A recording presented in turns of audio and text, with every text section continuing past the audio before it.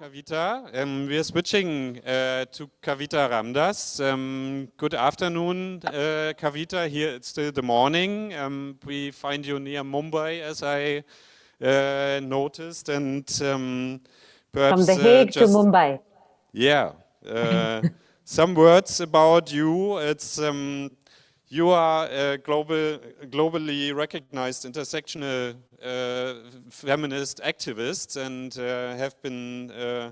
You are now leading K&R Sisters, which is an independent consultancy practice, but you have served before as a director of Open Society Foundation and the Women's Rights Program, and have been a senior advisor to Ford Foundation's president, Darren Walter. So you bring a lot of expertise on our field, and yeah, we are very glad to have you here to have an input on how can structures be changed, because I think that was one of the topics that we got from Liana, that there are certain feminist policies in place in some countries which might not have had the time yet to change the structures in the way that we are wanting it, and that really need to be addressed to change the patriarchal scheme. So we would like to get some insights about strategies of changing those structures. So the floor is open to you, and I hope you hear as well, and we are listening. Yeah, welcome. Great. So salam, namaste, guten Morgen, and good afternoon to all of you from my home in Mumbai. I'm really happy to be with you. I think it is really good that I get to speak after Liana, and I hope I can stay a little bit on time.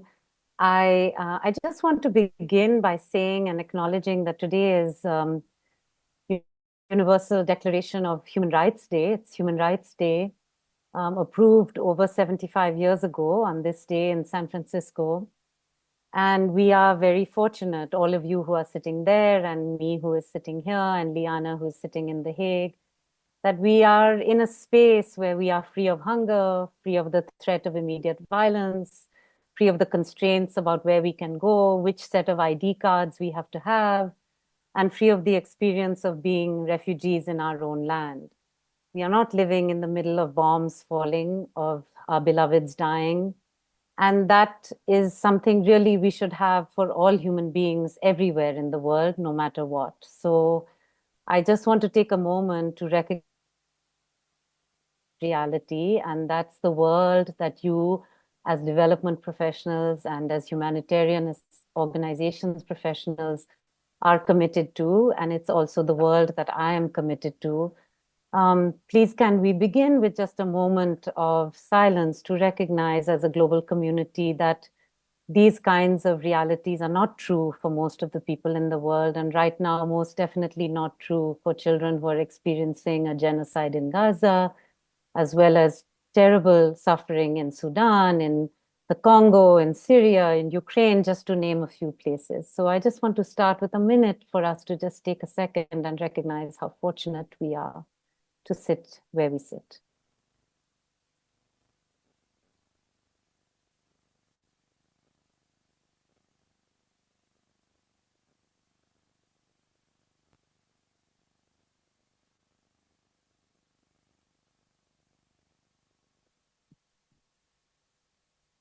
Thank you. I appreciate that. My comments today to your community at VENRO come from many years as an activist and as an advocate for gender equality and justice and feminism, but also as someone who has worked, as our colleague just said, in philanthropy for many years.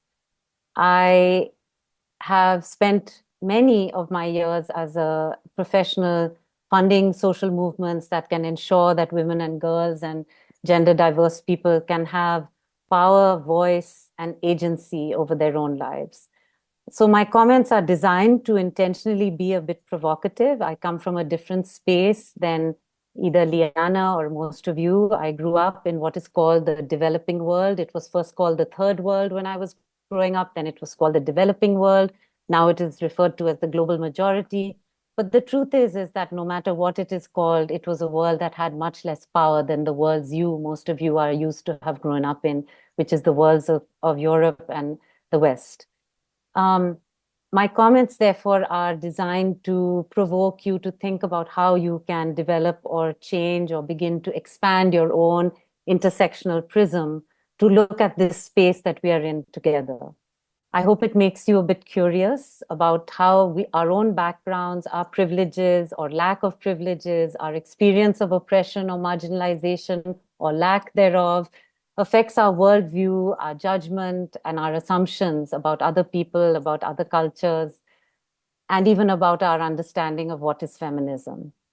I hope that that can help change the way in which you discuss and debate and discuss critical issues. But also, I hope it affects, as Liana was saying earlier, how we can collectively influence the leaders of the countries that we all are citizens of, or live in, or work in, or affect with our work. So since I want to be provocative, I'm beginning with 3 important F words. First is framework, as in development framework or the current global power paradigms. The second is feminism and feminist movements, and why I think they offer an approach that can actually help us, even in this moment where we are talking about a very serious pushback against both our goals, but also pushback against many more broadly democratic goals. And the third F is funding. What are the ways in which we finance the work that we believe is important to advance feminism and feminist perspectives globally, but also at home? So a few words about framework. The current framework for what we tend to just shorthand refer to as development is important to remember. It grew out of the assumptions that the so-called developed world, but primarily European powers and also the United States, basically laid on the rest of the world after it was done exploiting it. It's a model that, to put it very bluntly from our perspective, from most of us who grew up in the so-called global South or the global majority as it's now referred to, is distinctly non-transferable and non-desirable. A few quick comments about why. It's firstly deeply non-sustainable. It was based on high levels of extraction and exploitation, raw material extraction from the so-called colonies, with no sense of valuing or preserving the land in those places. It was maximum extraction for maximum profit, and that profit helped to create the capital accumulation that then made all the wonderful capitals, whether Amsterdam or The Hague or London, in context. It's deeply rooted in a narrative about domination of the land, of the resources, of the people who didn't fit the ideals of the superior race. So when we talk about a white civilizational approach, unfortunately, much of what exists, and that's why we have to have something called a decolonial approach to development, because in fact, deeply ingrained in development is the notion that the European way of doing things, the colonizers' way of doing things, was the superior way. It was based on a huge amount of cheap labor, either slave labor or indentured labor or other forms of labor that were not acknowledged, not paid for, and certainly not valued. It is based on very high levels of consumption, absurdly high levels. If all of us in the world wanted to live as we have been told we should want to live, like Europeans, you would all realize, and certainly not as Americans, we realized very quickly that's what makes the world run out of resources. Gandhi said very early on in his life, there's more than enough in this world for everybody's need, but not for everybody's greed. The analysis of a system that values GDP as a model of development pays no attention to issues of care work, which is the work that women and girls primarily put into making all other work possible. And neocolonial models of oppression of former colonies have then made formally implemented through liberal ideas, through even institutions that we consider to be our friends, like the UN and related organizations like the World Bank and the IMF, who then impose things like structural adjustment and debt on the very countries from which so much money had actually been stolen to begin with. I want to say to those of you in Germany, where I've just spent 6 months and where I had the privilege of spending some time as a child, 3 years of my life as a child, that Germany is as complicit in this history as other nations. Although there's a dominant narrative in Germany that pretends that we're in denial about this. We were not the real bad colonizers, those were the Dutch. Sorry, Liana. And the Spanish and the English, etc. No, it extends to such a degree that Germany is still struggling to acknowledge as a state that it has already a genocide before the Holocaust, which is the genocide of the indigenous peoples of Namibia, which professors like Jürgen Zimmerer in Hamburg have already outlined. So I will skip forward, but I would say that many of us growing up in those former colonies also internalized the notion that we were backward, that our cultures were lacking, that on every front, even if it was on women's roles or what we might actually call feminists today, might have at that time been way ahead of European norms, but we have now internalized that we were in fact backward and it was European civilizations that were what we had to aspire to being. We also internalized many of puritanical beliefs about sex and sexuality, even if our own cultures actually had many different approaches to those same things. Indigenous communities, no matter how diminished, silenced, or cut off from their lands, have struggled to preserve some degree of that resistance. And slowly now we are coming to learn, as we face climate change, how much they actually have to teach us. So I'm calling into question the framework itself that you all work within, that we all work within. What is development? And is there an innate sense of imperialism that is already built into development that we have to unpack and challenge? Second F word, feminism. Feminism to me is the radical idea that all human beings of all genders should live, in the words of bell hooks, free of sexist oppression.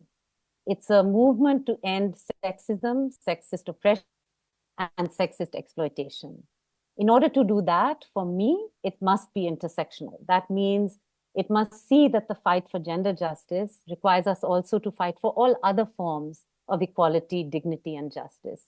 It means we recognize Martin Luther King's call that says, injustice anywhere is a threat to justice everywhere. It cannot be feminism so white or feminism so upper class or feminism so European or bio-Deutsch feminism. It just can't. It's not valid anymore for this moment in time. Second, feminism has to be lived as an intrinsic part of our lives, from interactions with family members, the positions we take in an argument, how to think about children, death, grief. It also informs all decisions in our professional life. What issues should we raise in a meeting? When should we stand up and disagree with a boss? We just heard Liana saying, when do we speak up and when do we self-censor? And lastly, it defines political positions we adopt. That's why feminist famous saying is, the personal is the political, and I would say is also the professional. What party do we support? It means we understand politics, small p, as power dynamics, and that we actually engage in that process. Eleanor Roosevelt, one of the founders of the human rights framework that we accept today, wrote, where, after all, do human rights begin? In small places, so small you cannot find them on a map. They are the world of the individual person, the neighborhood we live in, the factory, the farm, or the office where we work. To my mind, the struggle for this intersectional feminism is possibly one of the most transformative of all social movements. Unlike labor movements or peasant movements or freedom struggles or even anti-colonial movements, feminism combines the personal and the political in such fundamentally radical ways that we should understand why there is such deep-rooted resistance. If the Dutch foreign minister no longer wants to say the word feminism, she has good reason. She knows how dangerous of an idea it is. It explains why there is such deep-seated resistance to this movement and why it keeps being, we keep making progress and then being rolled back. Back in the days of the French Revolution, I'll remind you that an extraordinary leader, Olympe de Gouges, paid with her life for daring to ask why there was only a declaration of the rights of man and not a declaration of the rights of all human beings, when women had fought side by side with the French revolutionaries. For this, she lost her head. I hope we all will not lose our heads, whether in this government or any future government, But it does mean you all have to recognize that to be a feminist and to advance a feminist way of understanding the world does actually require you to be willing to stand up and take risks. Feminist and queer-led movements have emerged all over the world over the past few hundred years to challenge the dominance of this ideology of control that we call patriarchy. In my time at the Global Fund for Women, which I led for 14 years, feminists, of course, led on issues directly related to women's bodies, but they also led arguments saying that all critical issues of human concerns are feminist issues. We lead on climate change, we lead on labor rights, we lead on anti-colonial struggles, we lead on ending human trafficking. These are all feminist concerns. Today, whether it is in Afghanistan or Sudan or Iran, but also in Guatemala, Honduras, I mean, every country in the world really, women and feminist activists risk their lives to assert their own voice, their independence, and their freedom as human beings. This has become one of the things we've accepted and taken for granted, which is why Liana's comments are so important to understand, which is when we take something for granted, we fail to remember that we have to continue to preserve and fight for it because it is our battles are never won. We thought we had understood that what is good for the women is good for the world. But based in the context of what is happening right now in the West, I would challenge that the ways in which we are claiming to advance feminism make it feel very suspect and compromised to many of us in parts of the world that are not Europe.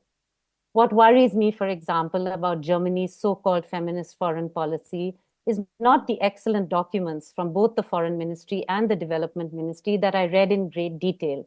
It is not the wonderful women who I met there who are working to try and advance those policies. They say all the right things. So do books and articles by the founder of the Center for Feminist Foreign Policy, Christina Lunz.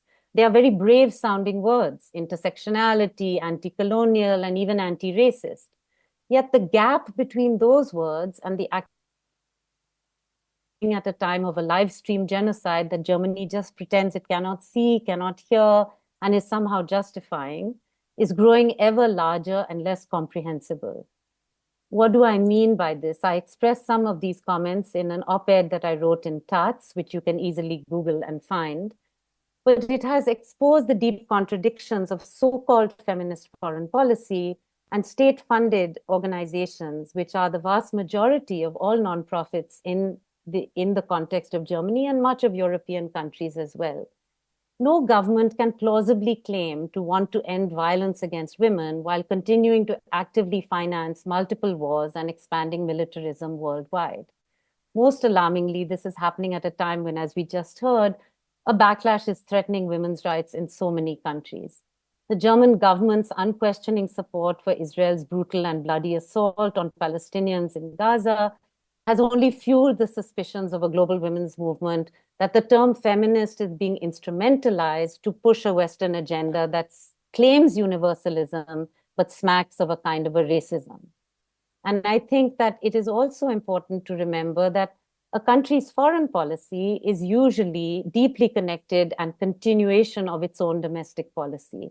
So when you have an anti-Semitism resolution, as was passed just before I left Germany, that essentially makes potentially any criticism of the Israeli government as equivalent to anti-Semitism, it threatens to create even more divisions in a country that is already deeply uncomfortable with its increasingly multiracial, multi-ethnic, and multi-religious society. When you use threats of anti-Semitism against minorities who are legitimately criticizing the policies of their own government and other governments, it doesn't help to create an environment where nie wieder really means nie wieder for anyone.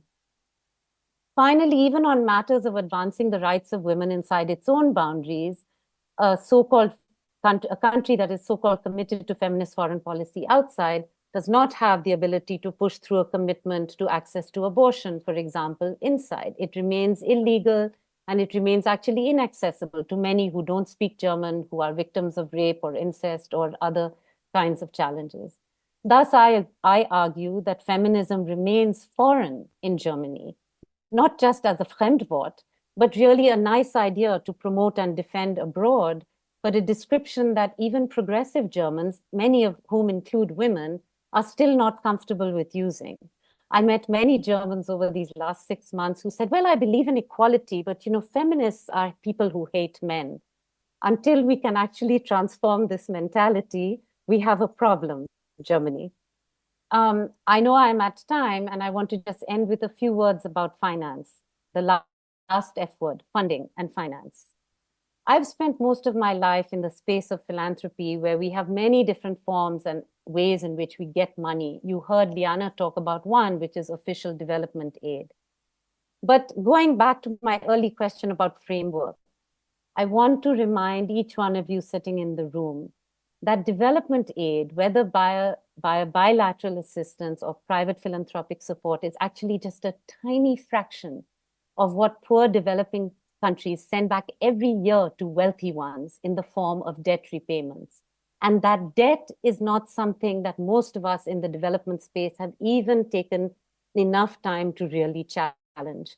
Why is because it is in aspiring to be developed that nations take on debt to be able to then borrow from countries from the West.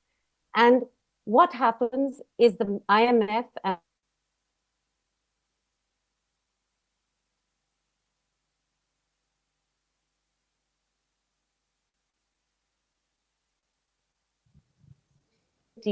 are all, those Kavita, subsidies are supposed to be taken away. Cut in the connection. Perhaps can you give us the last sentence again? Yes, sorry. Do you hear me better now? Yeah. It was just I think Sorry. short. So nations are told to slash subsidies for the poor, which mainly affects women and children, and goods are privatized: education, healthcare, schools, facilities. In the same breath, however, not a single developing nation is told to cut their defense spending, which they buy from, you guessed it, the most advanced industrial economies. In fact, the 5 on the Security Council of the UN are also amongst the 5 largest sellers of defense equipment and weapons all over the world. So we need to understand this the next time that the global north presents its foreign assistance as an act of compassion or generosity or philanthropy, which is why Liana said we went from changing the word development aid to development cooperation. But changing the word without actually changing the attitude doesn't actually make the difference. And so part of what has to happen, whether or not we are calling it development aid or whether it is called development cooperation, is to begin from a premise that acknowledges that why developing countries, so-called developing countries, begin from an unequal place is not because there is something unique to their cultures or their traditions or their faith or their people that makes them so-called not developed enough. And that is something that I would like us all to spend some time to think about. I will share my paper, which I will have all of you share with, but I do want to give you time for questions. And I think my comments here cannot all be finished in this short period of time. But I hope that in challenging these assumptions about who is developed, who is not developed, what it means to be feminist, and what it does not mean to be feminist, in this moment where we are challenged with rights, abrogating powers that are coming into positions, whether in the country I now live in, the United States, or the country that I left, India, or the country that you all live in, Germany, that we have and we find inside ourselves both the courage to call out the existing contradictions, even under so-called feminist foreign policies, but lose that protection and move into a space where people aren't even pretending anymore that something is feminist at all.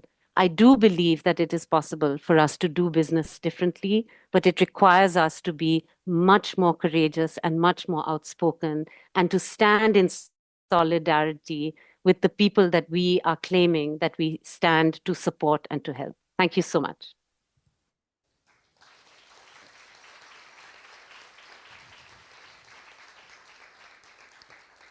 Thank you, Kavita. I think that was, I I was at the beginning asking myself if it's really challenging me, starting from the first Fs, but I think at least at the last ones we all got challenged when it comes to connection of the real political situation. But actually we do see that the resistances already start at the first stage, yeah? At the narrative, at the personal level, and that's already the level where people don't stand in the situation. But if it comes to the, let's say, whole political approach of a policy, then I think this is really challenging, because then the question is what a strategy is really worth of, and it needs us to take it forward. So.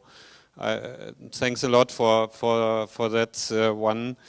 I do think that we don't have time for questions right now, but I'm very grateful for those two inputs of you, Liana, and you, Kavita, and I hope we will have other opportunities to get in contact. And it's been great, Kavita, because you have so much expertise also on the German political level, so I think that was something that got more clear, and so we really appreciate your input about the 3 Fs, and we recorded it and can share it also with others, so thanks a lot to both of you. Thank you, and Liana, all good support and solidarity, because this is not an easy time. We will be facing the same under Trump in a few weeks. In the US. So we are in this together, and also we had the same experience in India, which I didn't even speak about, but we had it already when I was leading the Ford Foundation here from 2012 to 2015, as the governments changed and Mr. Modi was elected. Yeah. So thanks a lot. We know this is worldwide. Thank you. Thank you very much. That's it. And I think that broad picture was important for us to open up this morning for us, and we wish you a nice day and nice afternoon. So thanks a lot. Namaste. You. Thank you. Bye-bye. Cheers.